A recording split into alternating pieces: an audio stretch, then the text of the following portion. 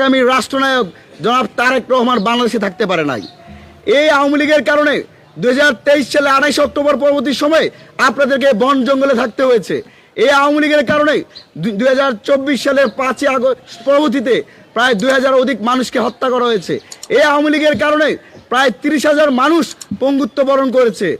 সেই আওয়ামী লীগের প্রতি আপনাদের মায়া কান্না, এই ত্রয়োদশ জাতীয় সংসদ নির্বাচনে সামান্য কিছু ভোটের কারণে আপনারা তাদের বিবেক সরাই দিচ্ছেন, আমরা তার নিন্দা জানাচ্ছি।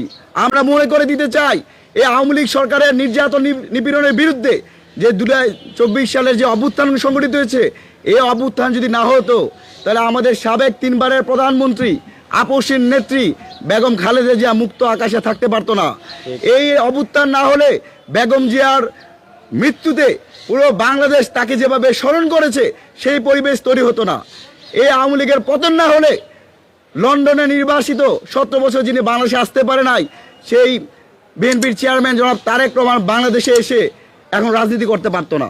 আমরা বিএনপি জামাত সহ সকল রাজনৈতিক দলের নেতাকর্মীদের প্রতি আহ্বান জানাই, নির্বাচনে জেতার জন্য সামান্য কিছু ভোটের জন্য এরকম ছলচাতুরি করবেন না। ছাত্র সমাজ কিন্তু আপনাদেরকে কোনোভাবেই মেনে নেবে না। এই শহীদ পরিবারগুলো আর্তনাদ আপনাদের কানে যদি পৌঁছায় তাহলে ভোটের কারণে আপনারা আওয়ামী লীগের প্রতি আপনারা মায়া দেখাতে পারেন না।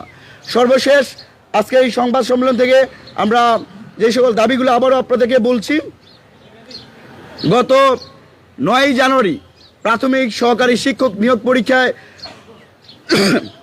যে সারা দেশে যে পরিমাণ প্রশ্ন ফাঁস, ডিজিটাল ডিভাইসের সম্পৃক্ততা ঘটনা ঘটেছে, আমরা ছাত্র অধিকার পরিষদের পক্ষ থেকে প্রাথমিক সহকারী নিয়োগ পরীক্ষা বাতিলের আহ্বান জানাচ্ছি।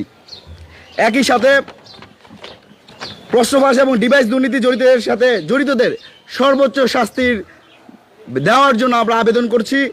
আমরা প্রস্তাবনা করছি প্রশ্ন ফাঁস রোধে প্রাথমিক সহকারী পরীক্ষায় এমসিকিউর পরিবর্তে রিটেন পরীক্ষার ব্যবস্থা নেওয়া।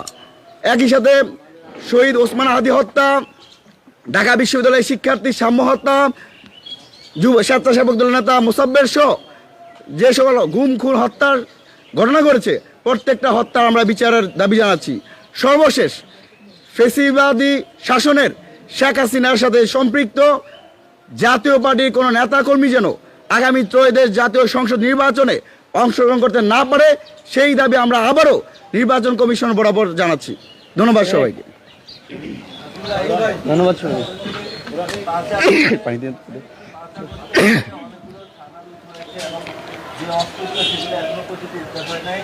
পাশাপাশি আমরা দেখছি যে সাম্প্রতিককালে যে হত্যাগুলো হচ্ছে ম্যাক্সিমাম হচ্ছে যে গুলি করে হত্যা করা হচ্ছে।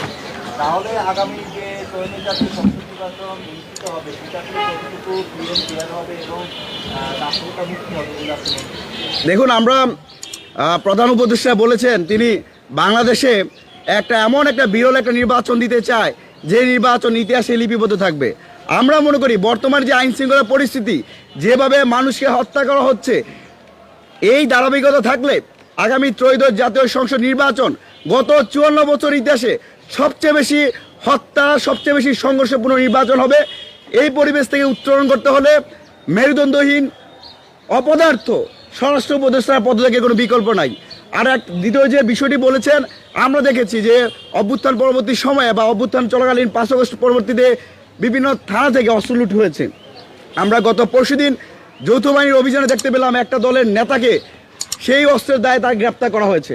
আমরা সেনাবাহিনীর প্রতি আহ্বান জানাই, যারা এখনও সেই অস্ত্র লুটের সাথে জড়িত, অস্ত্র লুটগুলো যারা উদ্ধার করতে পারে নাই, এই জন্য যেন অপারেশনগুলো আরও জোরালোভাবে করা হয়।